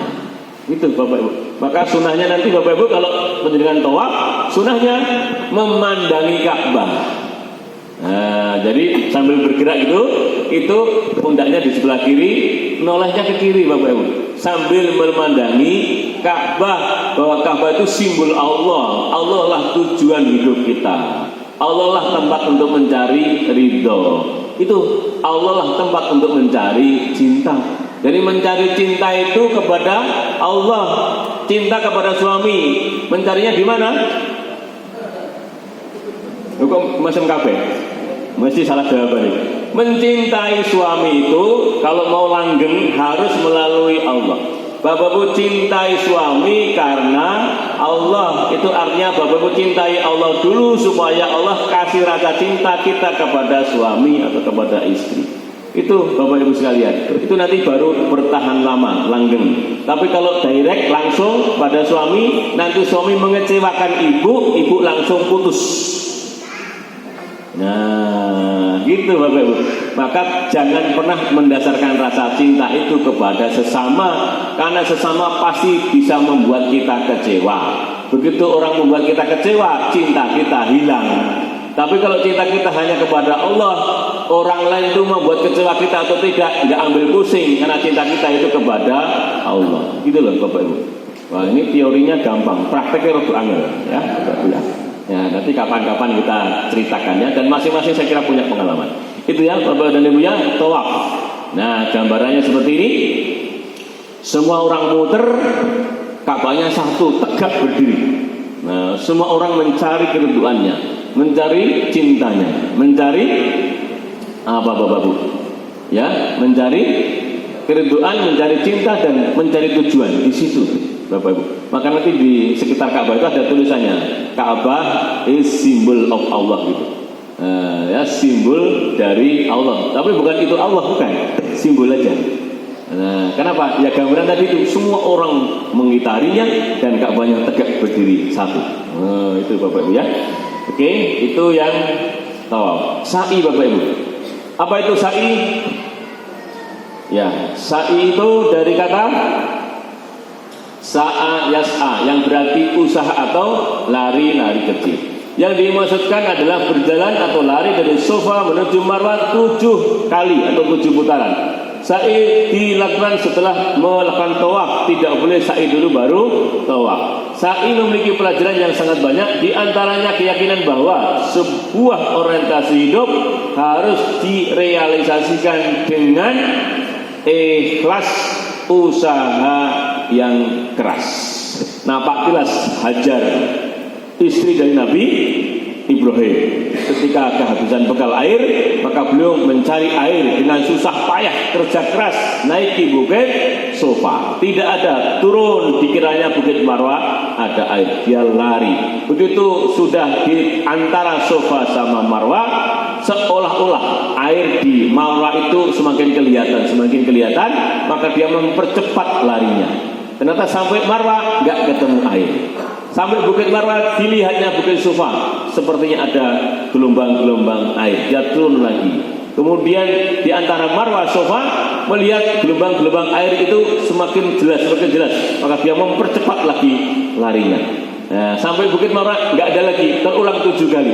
Maka tempat di antara Safa dan Marwah di mana Hajar tadi mempercepat larinya disebut dengan, sekarang ini ditandai dengan pilar hijau. Itu Bapak Ibu ya. Nah, disitulah Hajar dulu mempercepat larinya. Maka nanti orang-orang yang berhaji di tempat itu diminta untuk membaca doa. Apa doanya? Rabbirfir warham wa antal a'azul akram. Nah, ini yang pendek ini hadisnya justru sahih Bapak Ibu. Nah ya, jadi yang pendek ini hadisnya sahih, nanti bisa dicek ya. Saya ada bukunya itu Bapak Ibu. Rabbirfir warham wa antal a'azul akram. Ada di situ ya. Ada di buku doa itu. Nah, yang panjang yang ditulis di buku Kementerian Agama itu justru hadisnya nggak sahih. Yang berbunyi Allahumma fir atau Rabbifir warham wa'fu wa takaram wa tajawaz ama ta'lam innaka ta'lamu ma la na'lam innaka antallahu al-azul al-akram. Banyak banget Bapak Ibu. Itu hadisnya malah dhaif. Nah, yang hadisnya sahih yang ditulis di situ itu Bapak Ibu. Nah, maka kelebihan salah satu ya, kelebihannya Muhammadiyah itu salah satunya punya masjid tarjih yang dia itu objektif sekali ketika membaca dalil-dalil itu Bapak Ibu. Ya, dan beliau sampaikan itu dalam fatwanya, yang ini dhaif, yang ini sahih. Tidak kemudian menyuruh. Namanya fatwa itu kan enggak menyuruh Bapak Ibu. Nah, yang menyuruh siapa? Yang menyuruh namanya tanwir kalau di Muhammadiyah. Nah, maka buku doa kita ini yang diambil yang pendek itu. Satu, sahih. Alasan pertama, yang kedua pendek. Dia pakai gampang, itu aja tidak semua hafal. Nah, gitulah Bapak ya. Nah, oke ya, ini makna sa'i ya. Jadi untuk sukses harus pakai usaha yang keras. Pertama, maknanya Bapak Ibu. Yang kedua, untuk sukses harus ikhlas. Kenapa kok harus ikhlas? Safa itu artinya suci. Marwah artinya titik yang memuaskan atau titik kesuksesan. Itu namanya Marwah. Melegakan, itu namanya Marwah. Nah, maka seseorang yang usaha keras untuk meraih cita-cita, meraih apa yang dia inginkan dengan niatan yang suci karena Allah Subhanahu wa taala, apapun hasilnya hatinya akan lega. Nah, itu loh Bapak. Ya, ini makna terdalamnya nih Bapak Ibu. Jadi kita nanti kalau hidup di dunia pakai filosofi ini, tidak pernah kecewa Bapak Ibu. Kita nasihati anak-anak kita, tidak pernah kecewa. Niatnya yang suci. Nah, untuk Allah, bukan untuk sesama manusia. Nanti tidak pernah kecewa. Nah, cek Bapak Ibu. Ibu-ibu bangun jam 4 subuhan, masak untuk sarapan pagi anak sama suami. Tiba-tiba suami bilang, mohon maaf, aku nggak sempat sarapan. Nah, kira-kira ibu kecewa atau enggak? Kecewa. Kenapa kecewa? Karena niatnya salah. Niatnya untuk siapa? Untuk suami supaya sarapan. Salah. Yang benar gimana? Ya Allah, aku lakukan ini semua. Aku bangun pagi, aku masak. Ini karenamu ya Allah, supaya aku menjadi wanita yang berbakti pada suami, soleh. Ini untuk siapa? Untukmu ya Allah. Perkara suami nggak makan, nggak popok, tak makan sendiri ya Allah. Nah, itu baru gak kecewa Bapak dan Ibu. Tapi kalau niatnya untuk suami, pasti kecewa ketika suami tidak menyenangkan ibu semua, gitu loh ya. Nah, ini terus terang saya di rumah juga pernah praktek kayak gini ya Bapak ya. Nah, wis dimasakno arep sarapan kelas 4 Bapak Ibu. Karena jadwalnya padat. Mau arep dimakan urung siap, iki begitu wis masak, aku kudu makan gitu. Nah, nesu-nesu tuh Bapak Ibu, ya biasa. Wong wedone gawane rada nesu-nesu biasa, gitu. Nah, tapi bisa dijelaskan, ya dijelaskan kayak gitu Bapak Ibu, tidak diskusi, ya. Tuh Bapak Ibu ya, sa'i. Ya, jadi maknanya dua ya Bapak Ibu, sa'i. Apa makna pertama? Usaha kerja keras Bapak ya. Yang kedua, ikhlas. Nah, itu maknanya sa'i. Nah, ini gambarannya Bapak Ibu Bukit Sofa. Nanti Bapak Ibu bisa lihat kok dan bisa mendekat ke Bukit Sofa. Kalau Bapak Ibu ingin lihat yang ini, nanti hanya di 2 lantai. Lantai paling bawah namanya basement. Yang kedua lantai ground. Jadi namanya tuh B, basement, ground level, first floor, second floor. Nah ya, ada 4 ya Bapak ya. Untuk saat itu ada 4. Yang bisa melihat sofa di basement paling bawah dan ground floor. Ada tulisannya basement. Nanti ada tulisannya ground floor itu. Nanti bisa lihat ini Bapak Ibu. Ya, nah ini di ground floor. Atasnya kan udah nggak ada Bapak Ibu. Nah atasnya kan udah nggak ada. Berarti atasnya sana datar. Ya, lantai atasnya datar, nggak ada sofanya. Tapi kalau yang di bawah ini masih nyambung Bapak Ibu. Jadi bawahnya ini ada lantai lagi. Nah, jadi ini kan ujungnya, bawahnya sana masih ada kakinya. Nah itu masih bisa lihat. Namanya bukit sofa. Artinya suci. Makanya artinya yang namanya sofa itu artinya bisa dipanggil Bu Suci. Ya. Bu sofa itu Bu Suci ya. Nah, itu.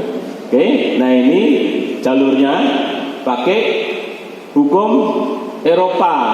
Ya Bapak ya. Jadi kalau berjalan di kanan, kalau kembali kiri. Itu ya. Jadi jalur yang kanan itu yang berangkat, yang kiri yang pulang ya. Ini Bukit Marwah. Jadi kalau di Bukit Marwah Bapak Ibu bisa menginjaknya di lantai ground floor. Ya, ini Bukit Marwahnya ini. Diratakan ya, ground floor. Nah, yang di lantai basement masih kelihatan bukitnya, nggak bisa diinjak. Yang bisa diinjak di lantai ground floor. Jelas Bapak Ibu? Oke, itu sa'i ya Bapak dan Ibu. Lanjut tadi yang belum, wukuf. Apa itu wukuf? Dari kata wakofa yukifu wukufan, artinya berhenti. Tapi makna berhenti dari kata wakofa adalah badannya berhenti, batinnya nggak berhenti. Batinnya bergerak terus zikir kepada Allah Subhanahu wa taala. Itu namanya wakofa. Nah, kalau berhenti lahir batin, batinnya yang mandek orang zikir, badannya yang mandek lungguan, itu namanya sakata. Nah, kalau badannya berhenti, batinnya zikir, namanya wakofa. Nah, maka di kampung saya itu ada namanya Mbah Sumo Sakat. Itu artinya Mbah Sumo ning menengan gitu ya. Wakofa ya Bapak ya, itu artinya badannya berhenti tapi batinnya zikir. Maka wukuf itu begitu tuh. Wukuf itu ya duduk Bapak Ibu, ya berhenti gitu. Tapi batinnya zikir. Dan zikir terbaik ketika wukuf adalah la ilaha illallah wahdahu la syarikalah lahul mulku wa lahul hamdu wa huwa ala kulli syai'in qadir. Hafal enggak Bapak Ibu? Hafal, alhamdulillah.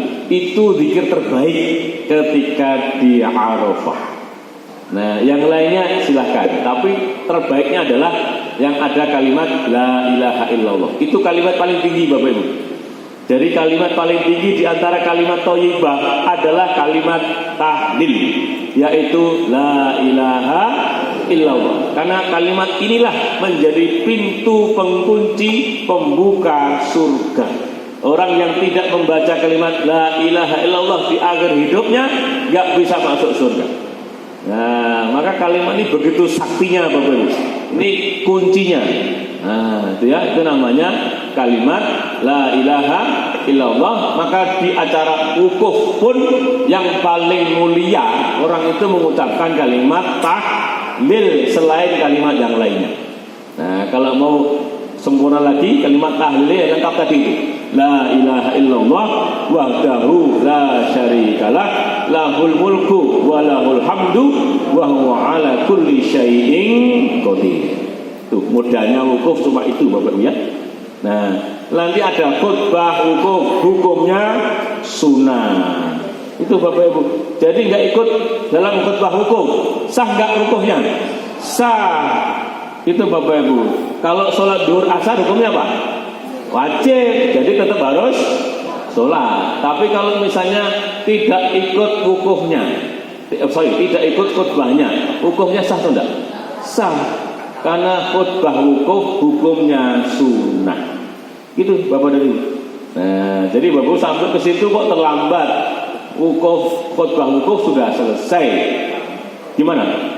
Tidak apa-apa, yang penting sampai di Arafah itu Bapak Ibu. Kapan mulainya? Ba'da zuhur. Sampai kapan? Sampai subuh hari berikutnya. Nah, maka nanti orang-orang yang sakit Bapak Ibu di rumah sakit itu kan nggak ikut wukuf, khutbah wukuf bersama dengan Bapak Ibu. Jadi dia diantar pakai ambulan masuk ke Arafah Bapak Ibu. Sebentar aja langsung keluar lagi ke rumah sakit lagi. Gitu. Nah, kalau yang diantar sendiri yang nggak pakai khutbah, kalau diantarnya pakai bus ada khutbahnya. Nah, itu Bapak Ibu. Maka yang penting dia pernah masuk ke Arafah. Itu namanya sudah haji. Maka al-hajjul Arafah. Haji itu Arafah. Yang tidak pernah berkunjung Arafah tidak pernah haji namanya. Nah, maka syarat hukum itu sederhana. Yang penting pernah berada di Arafah, berhenti sejenak saja. Itu namanya wakufah. Nah, pasti zikir ya. Pasti zikir. Minimum itu ingat Allah itu kan zikir. Otomatis ketika dia masuk Arafah, otomatis sudah berhaji. Begitu sudah masuk Arafah tanggal 9 Zulhijjah antara ba'da zuhur sampai subuh hari berikutnya, itu artinya sudah wukuf. Nah, hanya saja ada sunnah wukuf, yaitu waktunya dari zuhur sampai maghrib, itu waktu sunnahnya. Kemudian ada khutbah wukufnya, ada zikirnya, itu rangkaian dari wukuf. Tapi tidak semuanya rukun. Yang rukun apa? Ya, dia pernah ke situ, itu rukunnya, Bapak Ibu sekalian. Ya, yang lainnya berarti hukumnya sunnah, doanya sunnah, khutbahnya sunnah, zikirnya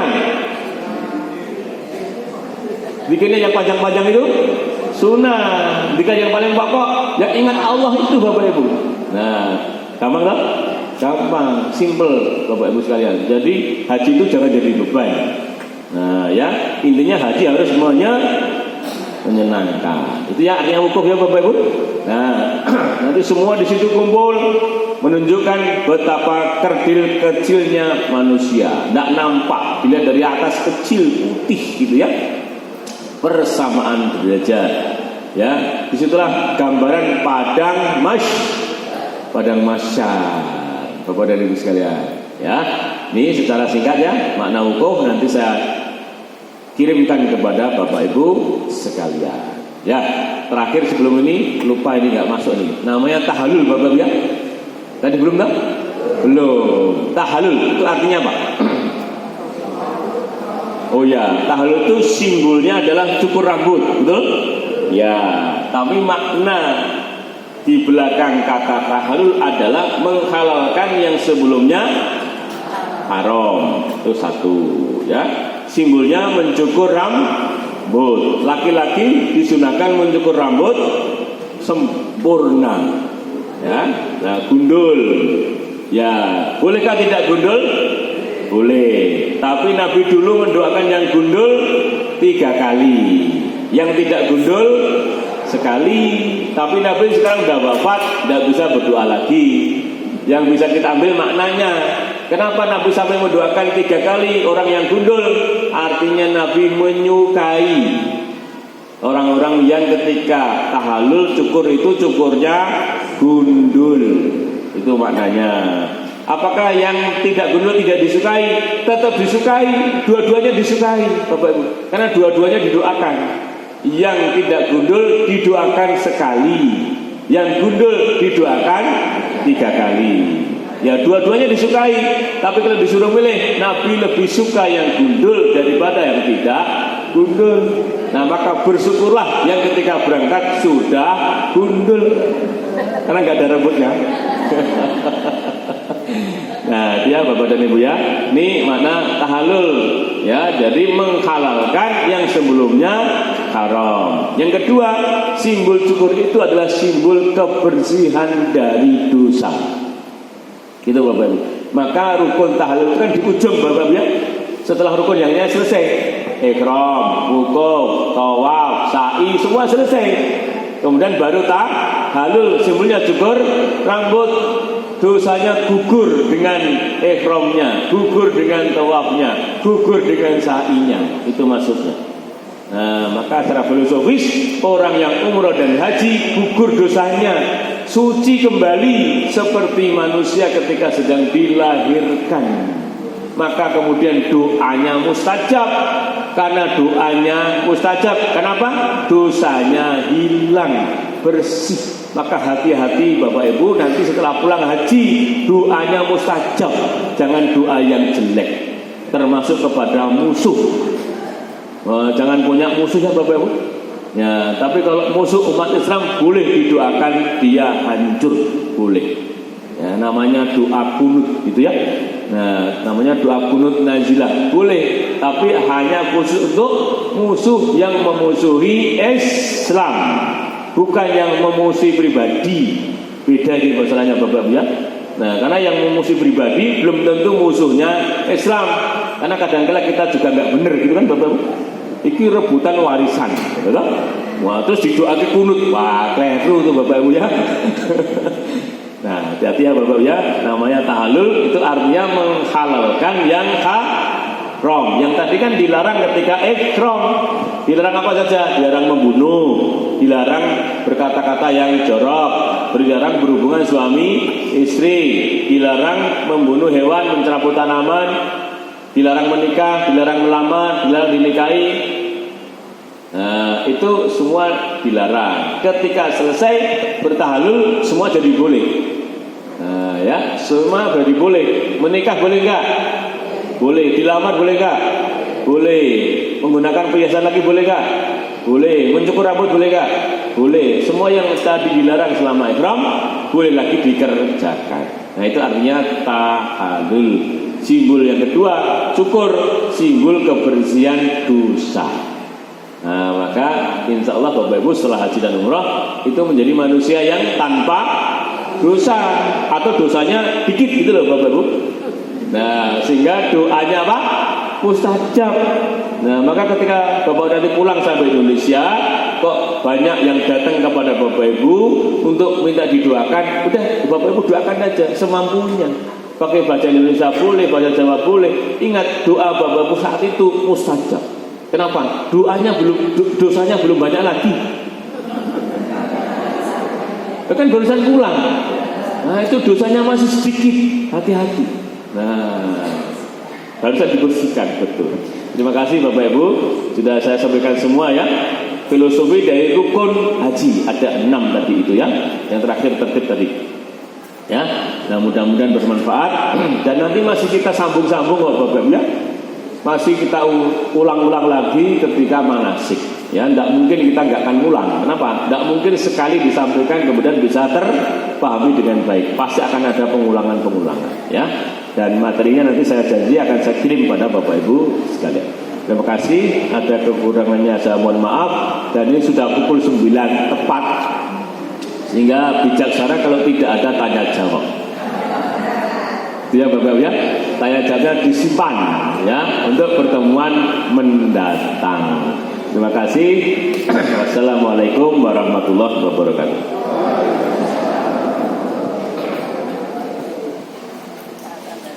Terima kasih Prof. Sukanto. Masya Allah, luar biasa ya Bu. Tambah paham, tambah mumet. Alhamdulillah. Tadi kuncinya 3T ya Bu. Mengerti, apalagi menepati dan mengikuti. Mengikuti sampai akhir tadi ya. Ya insya Allah bisa akan dilaksanakan. Terima kasih Prof. Tibalah saat kita penutup. Karena dianggap sudah tidak ada pertanyaan. Kalau ada pun disimpan. Nanti materi akan di-share. Begitu ya Bapak, seperti biasanya di akhir materi manasik nanti akan di-share. Demikian, sebelumnya ada informasi untuk laporan infak pada pagi hari ini. Terima kasih, mudah-mudahan Ibu dan Pak sekalian mendapatkan limpahan pahala, tambah rezeki, barokah. Untuk hari ini infak mendapatkan Rp1.086.000. Alhamdulillah. Pengeluaran untuk snack 845.000, minum 150, kebersihan dan sewa ruang 250, parkir 50, jumlah Rp1.295.000. Saldo Rp209.000. Terima kasih. Marilah manasik pada pagi hari ini kita tutup dengan doa penutup majelis dan hamdalah bersama-sama. Subhanakallahumma wa bihamdika asyhadu an la ilaha illa anta astaghfiruka wa atubu ilaik. Alhamdulillahi rabbil alamin. Sugeng kondur, sugeng ayat tugas salajengipun. Billahi taufik wal hidayah. Assalamualaikum warahmatullahi wabarakatuh. Bapak Ibu, materi sudah dikirim di grup Haji 25 ya Bu ya. Monggo nanti dibuka, dipelajari di rumah.